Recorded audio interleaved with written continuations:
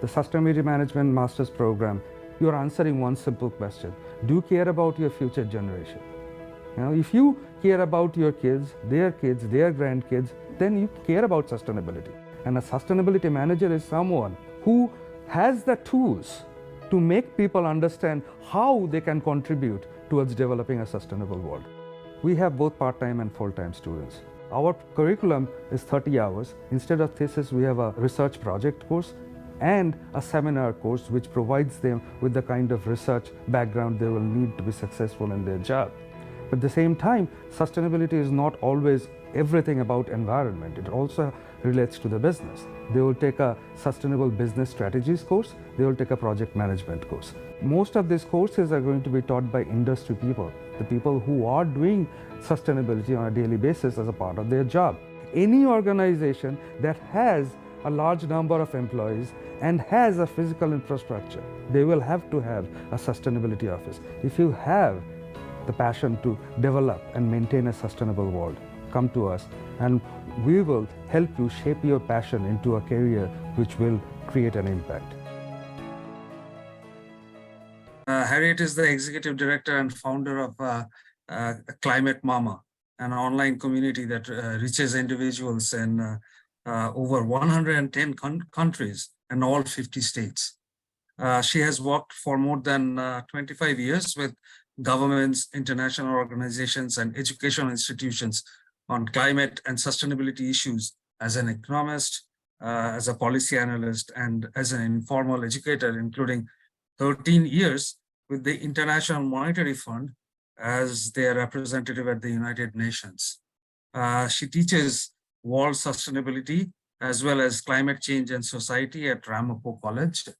And she also writes her 2020 book, Talking to Your Kids About Climate Change, Turning Angst to Action, has garnered 3 National Book Awards. Congratulations.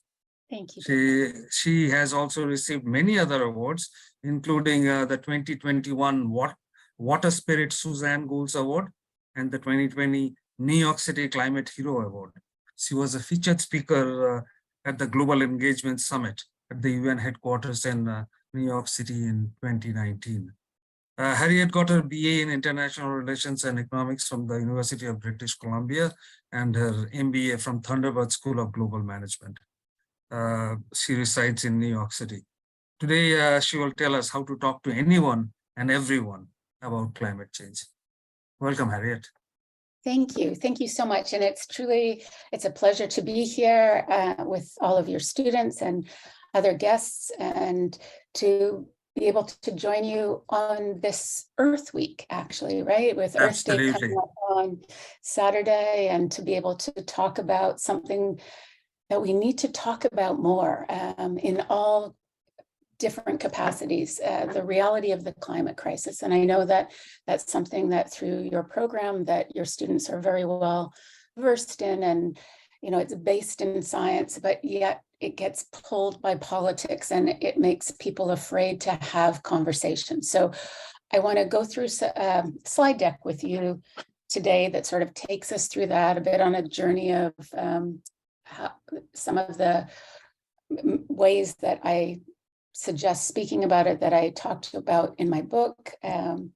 As you mentioned, Dibs, I have worked in this space for a really long time, first at the intergovernmental level when we were forming what would become the bedrock of the policy work on climate at the international level, and then really moving around and coming at it from a civil society nonprofit space, which is the space that I'm in now, and sort of to push back at the government and intergovernmental organizations and say, we need to do more. But I do also want to take us along the journey a little bit of some of the policy work that our current federal government has done as it relates to the Investment Reduction Act and the bilateral infrastructure bill, because I think that is also an opportunity to talk about climate that we need to use, and in a place potentially career opportunities for some of the people that are here as well. So let me move forward and take us to the next slide. So I put this here. This is from President Biden's visit at the COP27, that's Conference of the Parties, which is the policy arm, the governing body of the United Nations Framework Convention on Climate Change, actually, which was one of the which was actually the body that was set up early on to help manage how we as a world community would talk about the climate crisis. But how do we talk about it, right? It's about human security. It's about economic security. It's about national security. And it's about not only the very life of the planet, as President Biden said a few months ago, but it's also very personal to people. It's about our lives. It's about our families. These are my children. And I'll just start this way, just in remind myself and all of you why I'm here talking to you, why I do many of these kind of outreach and take advantage of the opportunities that come my way to talk about the climate crisis, because truly it is about the human existence. It's not our planet. It's not about planetary survival. The planet will be here. It's been here for billions of years and it will adapt and move on. But what we've put in motion with the climate crisis, a crisis of our making, right? The planet has been hotter than it's ever been. It's been colder. We've been a ball of ice. We've been ice-free on the planet. We've gone through many, many changes over those billions of years, but we haven't gone through something on a human scale. And that's what's happening now. We put our planet out of balance.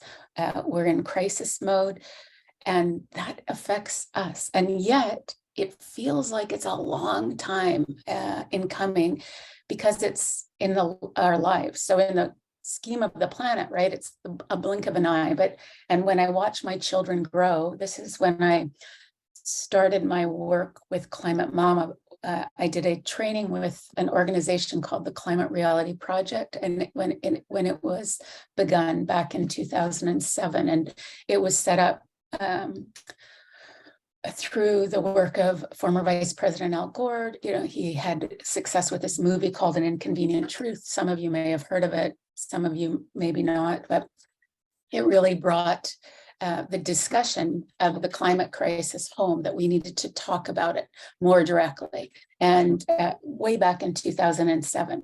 And part of how he moved that forward was to say, okay, well, I need other people that are going to do this in their own community. So he set up this training program. And actually, I was at one of the training programs just last week as a mentor, one that focused on the IRA. And I want to bring some of the material that was shared there with you later on.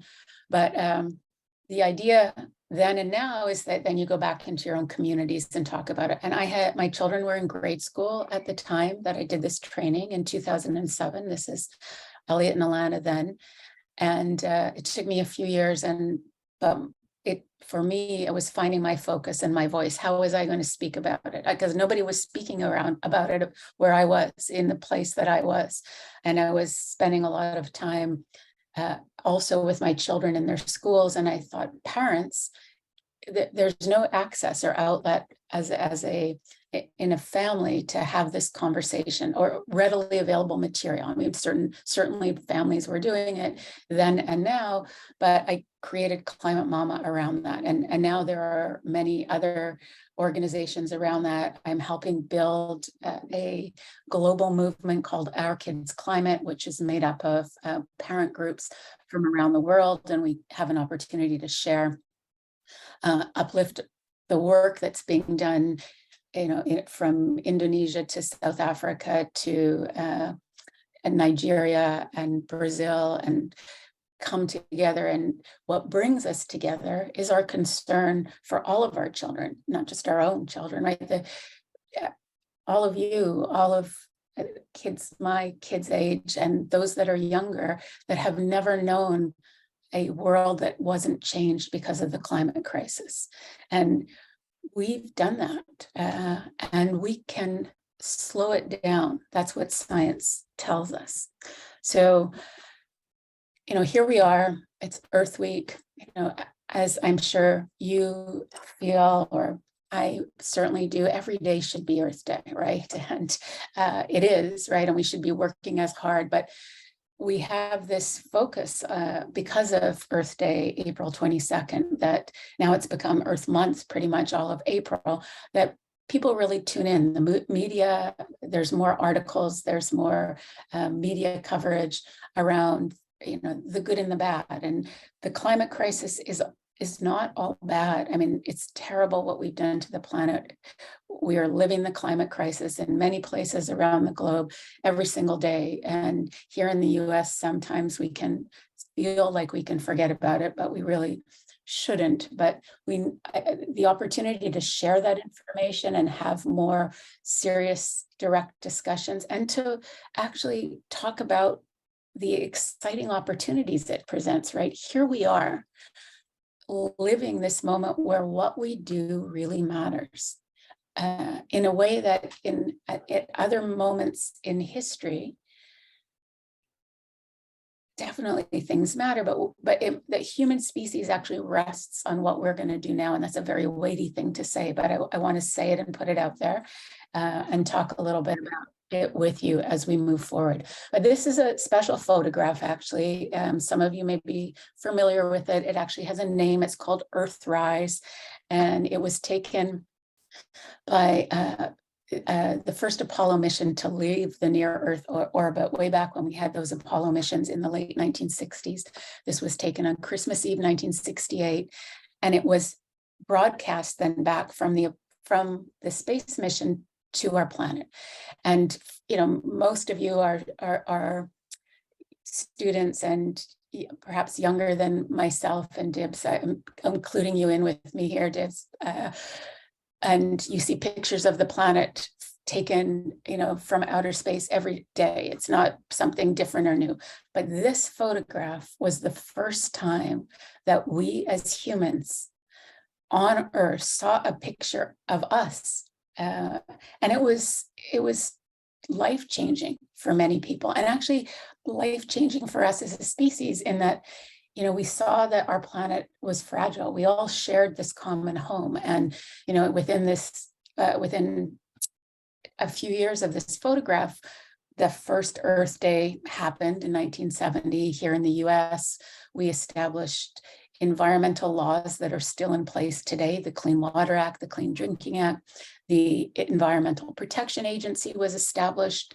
So, it made us more conscious of our common home and what we needed to do to protect it. And at that moment in time, back in the early 70s, late 60s, we were really making a mess of it, right? Rivers were on fire. We were not caring, well for the, still, as we are doing now, in many ways, treating the atmosphere as an open sewer. But we've done a lot to clean up the environment since then. But on the climate crisis, it was maybe floating out here in the consciousness of what we were doing, but we didn't grasp, and we hadn't actually put all of those greenhouse gases into the atmosphere to a point where we were pushing our planet out of balance. We were messing her up, but now we've really pushed her, and we are, you've learned probably about planetary boundaries, and we're crossing over some of those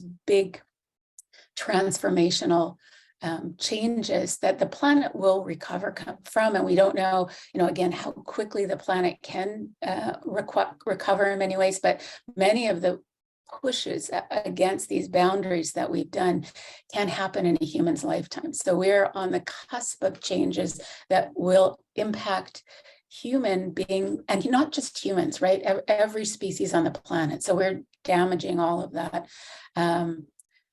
And so there are things we must do, and we must talk about the climate crisis in a way that removes the politics, that pulls us together, as this photograph did, as a world community, as a community, wherever you meet in community, to have these conversations. Some of them will be difficult. And some can be very challenging, and some can be very exciting because of all of the many advances in places that we're going. And I'm sure in the course of your program, you know, you've listened to people that are, and many of the PhD students are working on projects that actually, you know, are moving us forward in really exciting ways. But we have, you know, this is a photograph of the sun rising through the Earth's atmosphere. And again, just, I'm not going to do the science behind the climate crisis because I'm pretty sure you're all aware of it. And that is a discussion for another time. But just to say, you know, and as a reminder, we are warming our planet because we pumped so many of these greenhouse gases into the atmosphere that otherwise wouldn't be there, right? And we've thickened our atmosphere. We're trapping solar radiation and we're heating up our planet. And it is happening everywhere, but it isn't equal in that we in the United States need to take responsibility. And that's, again, a bigger conversation, and I'm happy to have that with you as well too. But for the years and years of putting all of those greenhouse gases into the atmosphere and creating damaging impacts everywhere else around the world, you know, the global South is much it is the least responsible. Most of the countries in the global South, you know, yes, you can put fingers on China and, you know, these newly emerging economies of China or India, but we hold much of the responsibility and have the global North and put most of those greenhouse gases up there, and on a per capita basis continue to do so. So the climate crisis is a crisis of inequity. It's a crisis that hurts the poor worse than anyone else in our own country as well. And ultimately, we're going to reach a point, and I think we have a lot of lessons that we learned from moving through COVID, right? It impacted everyone, but it didn't impact everybody equally. And, you know, once people were able to find ways to feed themselves, protect themselves, and who was at the front lines and remains at the front lines. So that's a big discussion. To say we've done damage globally to our planet, but it hasn't impacted all species, including our own, in an equal or fair way. But it is about physics, and we must take back, I really feel strongly about this, take it back from politics and have actually something that brings elected officials and the politics together, because we can build great things and we need systemic change. So we need those big changes, and it must be something that we talk about and unites us as opposed to something that divides us. I've had conversations with friends of mine, you know, just changing the subject for a short moment, but on the international scale, I worked with a fund and would go to many of these international meetings, worked with the International Monetary Fund, and everyone has all the countries, because the UN is made up of country representatives and then specialized agencies like the UN. And there's a little sign, and you've seen pictures of the General Assembly, and it has each country, and the delegation sits behind the country, or would say IMF, that we superimpose a picture of that, you know, head of state or head of the delegation's grandchildren or children or nieces or nephews, and they have to look at that photo as they make policy, and would they do it differently? And I think that, you know, there are people in the political world, in the business world, in organizations that have outsized power, right? And we need to move those people to action. And I think we can do that also by furthering that conversation. So we'll talk a little bit about that. This is from the Intergovernmental Panel on Climate Change, but made very simple on what is climate, you know, how do we know we're in a climate crisis? Do we know that? Because that's where it gets political, right? The climate's always been changing. You know, you hear all of these things to push reality off, but, you know, 5 sentences, 10 words, scientists agree, it's real, it's us, it's bad, and there's hope. There are things that we can do to slow down what's happening, to give our own generation and future generations more of a real chance of managing through the climate crisis, as opposed to it overwhelming us. So just quickly, and again, so we're all on the same page, and this may be things that you know, or maybe that you don't, but we hear about this. And where is the climate crisis being talked about on an international basis? So we hear about the scientists that come together and release reports, and I'm going to talk to you about those in a minute, but there's something called the Intergovernmental Panel on Climate Change, the IPCC, and it was established in 1988. And it brings together the world scientists that are working on climate. So climate scientists, not just any scientists, but climate scientists. And it reports back to the UN every 5 or 6 years. So we are on the 6th assessment, the 6th report, the 6th time that this body has reported to the on the state of the climate. And the first time that we heard back was this Rio summit, the United Nations a conference on environment and development. That's where I came. That was my first introduction. I worked on some of the preparatory documents at the UN through the IMF for the Rio summit. And that established the United Nations Framework Convention on Climate Change. And then they set up their governing body, this COP, right? We've heard of the Paris COP, the Paris Agreement. It's become kind of controversial in the US, what government's in, what government's out. Are we going to be in the COP or in the, you know, part of it or not part of it? So it set up these annual meetings. The first, but with the UN and with everything the UN does, right, nothing is binding, nothing is commits us and ties our hands. And that's something to talk about as well, because there is this misperception that's perpetuated by some of these, not just conspiracy theories, but elected officials, other people as well, that somehow the UN will pull us in and tie our hands and we have to do X, Y, or Z. There's no mechanism in the UN to enforce any of these types of agreements. They're voluntary agreements. The UN did try through the COP in Kyoto in 2012 to establish some reporting requirements. And but again, there's no body that enforces that. The UN doesn't have an environment police. It doesn't have any police, right? It can't do that. So there's a lot of things that get misinterpreted, both from our government, from companies, and from individuals. And then that pulls us back from being involved. So this COP21, the 21st conference of the parties that was held in Paris in 2015, became very important because it was set up where each government, and right, where they're made these the UN is made up of governments, came with their own climate plan. So we, the United States, came forward with our own climate plan that discussed how we were going to reduce greenhouse gas emissions, right? That's what we have to do. We have to mitigate, and then we have to adapt. And then how we were going to tighten our belts every few years after that meeting. And so while it became controversial, we were forced, by the UN to do something. We came with our own plan in hand. It didn't even have to go through and pass through the US Congress. It was set up that way because the administration knew it wouldn't.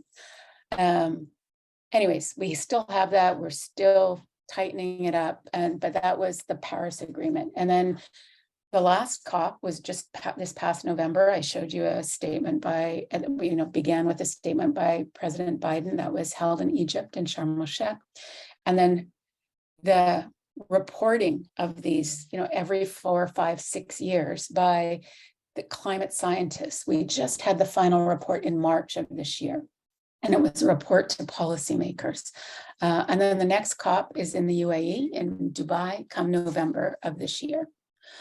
So this last 6th assessment, it came out in various components and various parts. And the first part was released in August of 21, and it said very specifically, and this is in this world of, the scientists do their studies, the reports are there, they can't be changed. But the language for the summary reports has to go through a UN body, and it often gets softened or changed. But this was a very strong statement coming from the IPCC to say it's unequivocal that humans have influenced and warmed the atmosphere, oceans, and lands. So that was the first report. Then we had these come out in various working group reports. And in February of 22, we had the report that said any further delay, we will miss the brief and rapidly closing window of opportunity to secure a livable and sustainable future for all. It's a very serious, right? This is the scientists from around the world. And at the same time as that came out, you can see to the left of the screen, this was a headline from the New York Times. And the scientists that are, and working on the climate crisis that are reporting and, more and more saying, this is the reality, this is what's happening. We're like, do we do another one? Do we have a 7th assessment? Because, we are helping the planet who is pounding us over the head with the impacts of the climate crisis. We are coming out, the climate models, everything is pointing in this direction. We have options. It doesn't have to be this bad. We can do things right now that will change the trajectory of where we're going. But what more can we as scientists do to do that? So that, this was February, and then this is just less than a month ago, the final report for policymakers came out. And I just want to highlight, this was, it's a summary of all of those other 2 reports and then the 3rd working group report, but it also talked about, for the first time, health and well-being, which hadn't been discussed in this way. And, again, the red means there's adverse impacts, and it talked about mental health as well. And I want to talk about that for you as students, for you as people in industry, or, whoever our audience is. I know there's a lot of students here. And I'm working, that has changed a lot. I was actually on a call this morning about this global study that's being done around mental health and climate. And it's to create global hubs to actually be able to work on this from lived experiences. But in introducing it, there was the person introducing said in 2007, right? So that is when I did my training back with the Climate Reality Project, that there were 2 or 3, it was a handful, under 5 of peer-reviewed studies that you could find on the linkages between climate and mental health. In 2021, there were about 100, just over 100 papers. Now, right, we're into 23, just a year and a half later, there's over 300. So it's a really expanding field, and it's really important to understand, the physical impacts, but also the mental health impacts and how that impacts us all, and something we need to talk about more, because we talk about it in ways that are so devoid of human experiences. And we need to tell those experiences and share them as part of our conversations. So I want to walk us through that for the next 15 minutes or so. And then I want to open it up to questions from you and on some of these things or other things. But our motto since we established Climate Mama, it's been, very simple. And when we do talks with parents and teachers and groups, is very direct. And these are things that maybe your parents, taught you, but separate from climate, but just these tenets that we should, follow in terms of climate specifically, or that's how I'm going to present that. We need to tell the truth. We need to tell the truth, whether it's your 3-year-old asking questions or it's your great grandmother asking you questions, but we make it age appropriate, but we need to tell the truth and answer the questions that are asked. We need to show through our actions, because we have so many businesses now and companies that, and I imagine you've learned about the 17 Sustainable Development Goals, right? And we see in company report, and one of them is climate action number 13, but they're all connected, and they're all connected, to the climate crisis. You can't silo any of those things. But we're seeing, especially global companies, but even more now happening in the US, they'll put in their annual report, we do SDG 3, 5, and 7 or something, but it's reported, but actually what's happening. So we can't just, words and pictures and things are very pretty and nice, but we need to see actions on these things and demand actions and, call for them when companies tell us they're doing something, or they're working towards net zero, or they're working towards these goals, because we need near-term goals, right? Initially, we were seeing companies and governments set 2050 goals. Well, what does that mean? That they're going to do nothing until 2049, and then all of a sudden things are going to happen? And if you're the head of a company, or you're the elected official, you're not around in that same role in 2049. So who cares? And you can't do that. The planet moves on a whole different scale than we can move things forward. And we're already behind the eight ball in terms of moving what we're going to do forward. And so we need near-term goals, and we're seeing those being set, right? We're seeing 2030 goals, we're seeing 2035 goals. And so that's really important. And then the last one, how do we as once we know the reality of the climate crisis, and I talk about that a lot in my book, right? Once your eyes are opened to really what's happening. I mean, it's awe-inspiring, and it's in a certain way that what we as a singular species have done to our planet. And that, also there's people out there that want to say, oh, the planet, the climate's always been changing, but it's different. It has human fingerprints all over it. And that is terrifying. It's terribly sad, understanding what's going to happen. So we need to also give time for that and find ways to move through that. So on telling the truth, I spent a little time on the IPCC. We have a similar group like that in the federal government that puts together, every 4 years, regular reports from different sides of the government, and then a holistic report. And we have scientists, we have, the way that climate is modeled, and the ability to tell what could happen moving forward based on what's happened in the past. Again, as we know, with everything with IT and computers, and the models are just proving themselves to be much more correct. And so the data is there. We can look back at paleo climate science and make assumptions on what's going to happen. And so we have to trust in the science, right? And yet we are living in this time, especially here in our country, but in many countries actually, where people choose not to trust in science. They choose not to believe in it. They're not scientists, but they just don't want to, and so they don't. And where did that happen, that we allowed that to happen? So we need to call that out.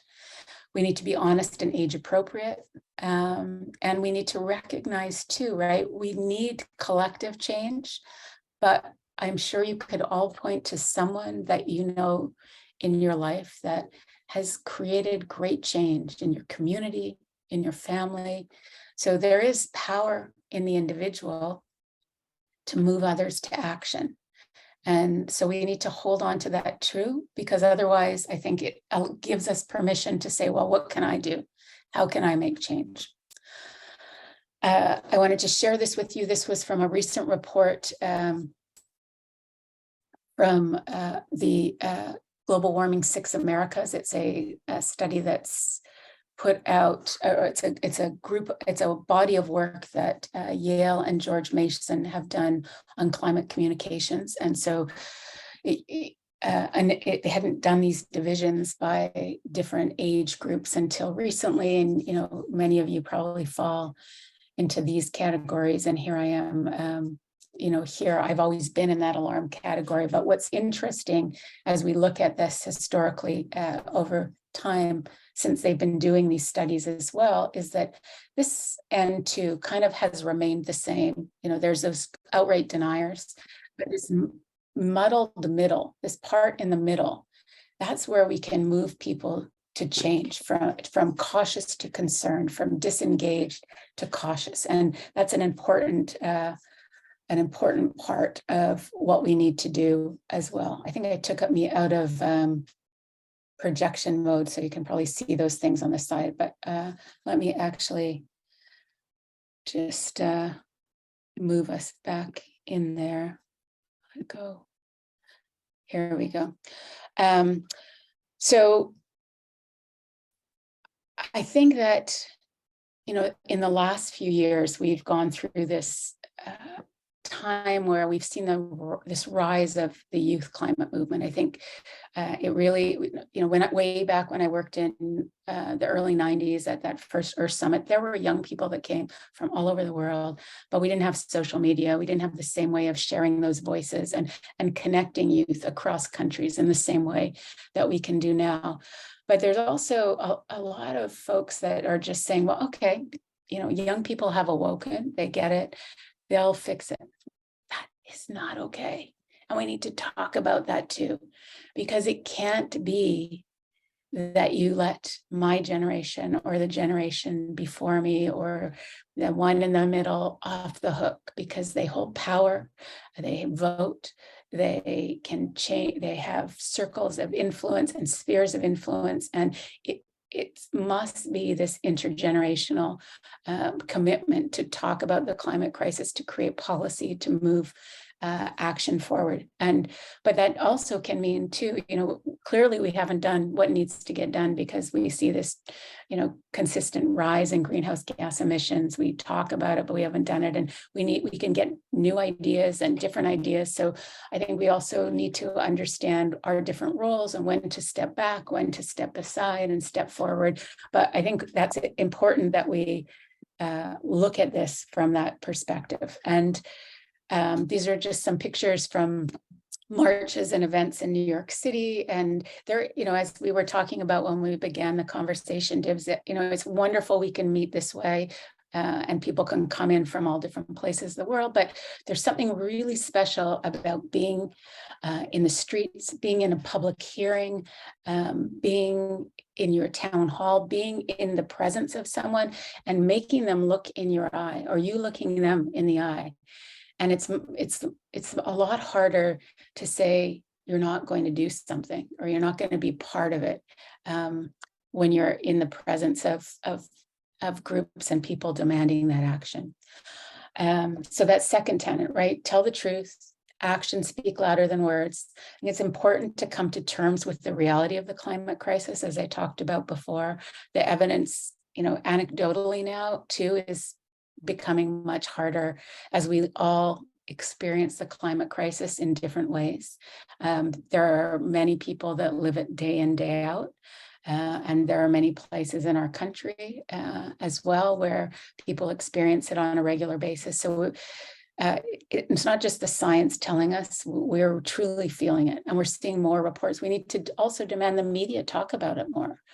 Because people need to see it in a real way, right? So that you can't hide the reality of what's happening.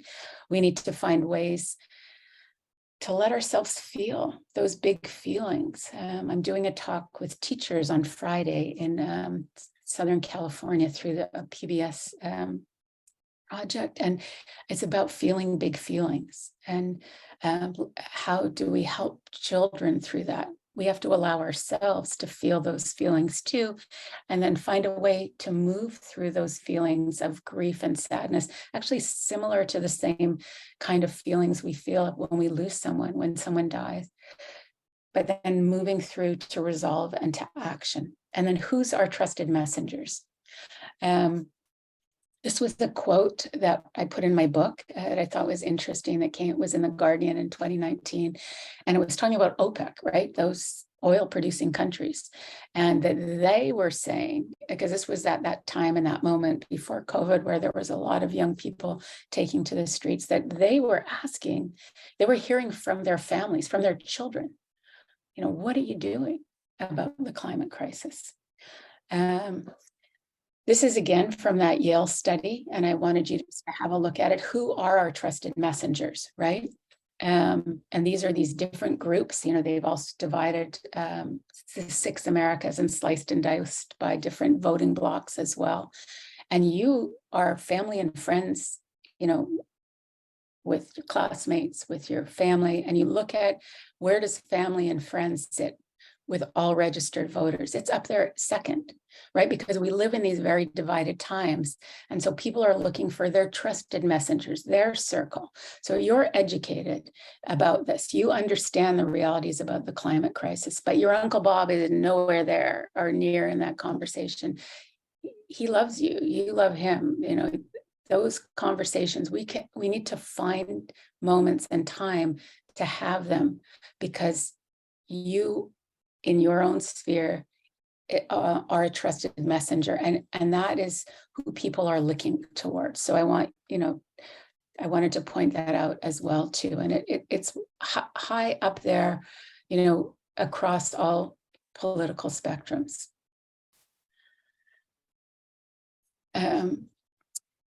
You know, as I mentioned before too, whether it's COVID, whether it's the racism we're seeing rearing its ugly head in our country, there are ways that, you know, there's too many horrible things, and climate is one of those, but we can learn from that, and we can look at what are the opportunities around having those conversations. What did we learn when the world stopped because of COVID? Why aren't we have an emergency with climate? Now it's one that will continue for the rest of our lives. But why can't we just do that switch? We've seen big changes happening. We're going to see big changes happening with electric vehicles, you know, and the combustion engine is going to come off. We aren't going to see them. I don't know how many have seen. I meant to put it in and I didn't, but there's a photograph from the early part of the 20th century where with a horse and buggy on Park Avenue in New York City. And then 4 years later, and I think there's one Ford car, there's one horse and buggy and it's only cars, and it happened within a few years. And so we're going to see big changes happen within a few years, and we need to talk about those. We need to learn from the experiences that we've had. I mentioned this concept of climate anxiety, and I want to just briefly talk about it. I don't want to talk about it. I just want to put it out there. There was a big study that was done last year, 10 countries, 10,000 students, and it looked at, you know, this idea of mental health and climate. It looked at who are young people putting the blame on, and why, and where it's valid. There's a similar study that's going to be coming out, watch for it, in early 24 from some of the same authors of this study. It's US based, that's focused on the United States. It will take it will take young people from every state, and you know, it'll be interesting to see what we see from that. Climate education, learning about the climate crisis, right? We need to develop self-efficacy. We need to feel that we actually can make a difference. And so there's lots being done. And New Jersey, right, is at the front lines of this move in education. We are the first state in the country to offer K through 12 cross-curricular education. It began in the fall of 22. There's 9 subject areas. There were 7. Now there's 2 more that are just going to be added for the fall. It's not perfect, but it's getting there, and it's pushing other states to move forward. And then that final thing, don't be afraid. So I showed you pictures of my kids. Now I'm showing you a picture of my brother. That's my brother, Danny. He sent me this picture. He's wearing this shirt, and it says "Climate change is real." And my nephew actually made that shirt for him. And he told me that he just put it on. This is a recent picture that he wore it. He went out, and 6 different people that he didn't know commented about his shirt. They asked him about his shirt, and it opened up the opportunity to have a conversation. You know, I wore this ring today, and some of you may know it, some of you may not. You can ask me about it or not in our Q&A, but it also is something there to facilitate that conversation. You are learning about the climate crisis in your curriculum. Many people don't. This is a study, I just want to point it out to you, by a colleague of mine, Eugene Cadraro, who's in California. And it came out just as we were, you know, going to go into the COVID crisis. So I don't think it got the publicity it deserves, but it looked at college students that take a course on sustainability. And then it interviewed them 5 years later. And the data was remarkable, actually, on their connections to nature, their self-efficacy, their empathy for making changes in their own lives and with groups that they met. And that was because they took a class like one of the classes that you have the opportunity to take, Stephen. So that's really important. And I think we need to recognize that and understand that. We need to look to the future and see a future that has positive outcomes. And so the idea of climate storytelling and telling stories that envision that future that we want are critically important as well. What's your climate story? What's your own story? Have you been affected? Have you been worried? And taking some time to write that story in your head or actually on paper. I have my students do this. They learn about the science of climate, and then they also do some projects like this, because I want them to be able to, whether it's a 30-second elevator pitch or that long conversation over Thanksgiving dinner with that Uncle Bob of theirs, to talk about what and why they care about climate. And also, I have them end it by, what do they envision? What do they hope? Where's the future? So it doesn't end just, I had this, I lived through Superstorm Sandy. A lot of them had that experience, but actually, I'm doing this, I'm seeing this happen, I'm learning this, and I hope to be doing this. So I think developing your own story is really important. Trusted messengers. And I'm going to, again, we have 4 more minutes, so I'm going to move very quickly. But over here, this is a friend of mine, Paula.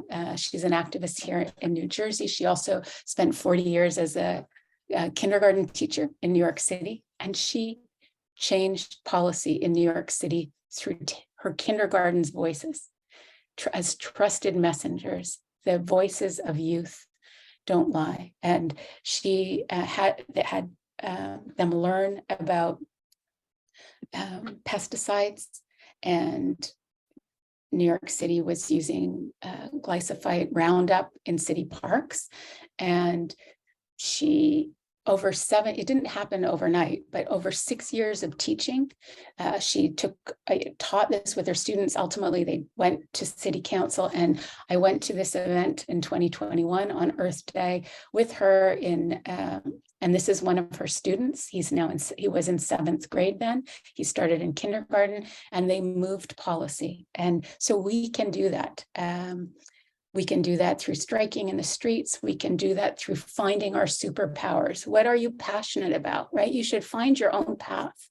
What drives you, and how do you bring the climate crisis into that work that you're doing? We need musicians, we need actors, we need engineers, we need medical professionals, we need teachers that take that passion and help others understand the realities that we face. So find your superpower, think about what it is, and help it grow.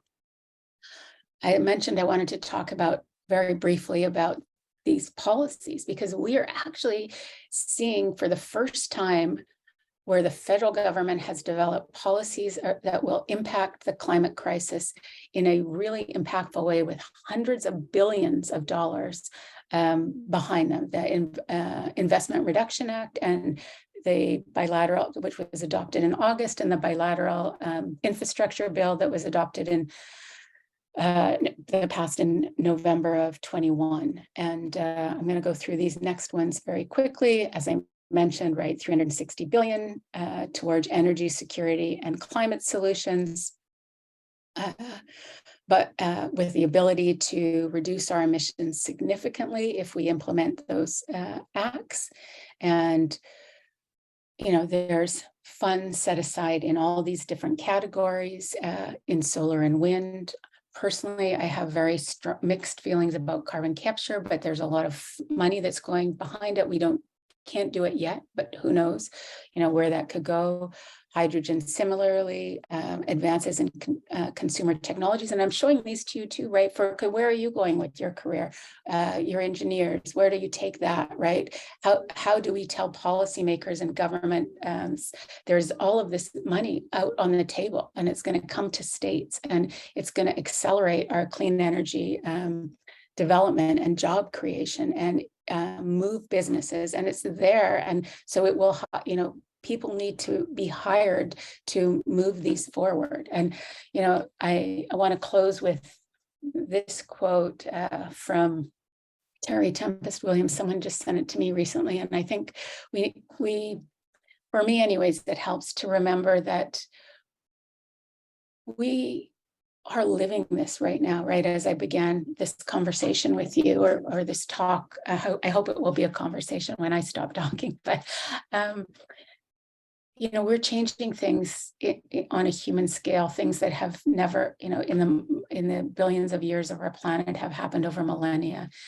And so, but yet it will take our lifetime to move those changes, and we won't see the positive results of many of the things that we have, and the jobs that you go into, the opportunities that you have are going to create positive change for future generations as well. But we're going to have to go through some hard middle times in our lives. So, you know, what are the eyes of the future?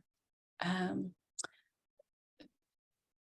we see them looking back at us as we demand that we talk about the realities of what's happening, that we demand action, and that we demand that those people, industries, governments that can go big do so, and that those of us that can take one step at a time, we do so. And that we also know, because it's so different from when I started in this movement in the early 90s and then in the mid 2000s, from the activist side, not from the government side, it felt like this heavy weight was all on our shoulders. And I can tell you, it's growing so fast, the pressures, the work, the opportunities. And it feels, as much as I feel worried a lot all the time, I feel there's so much opportunity and hope. We don't have a lot of time. We need to move quickly, but it's there, and we can do that.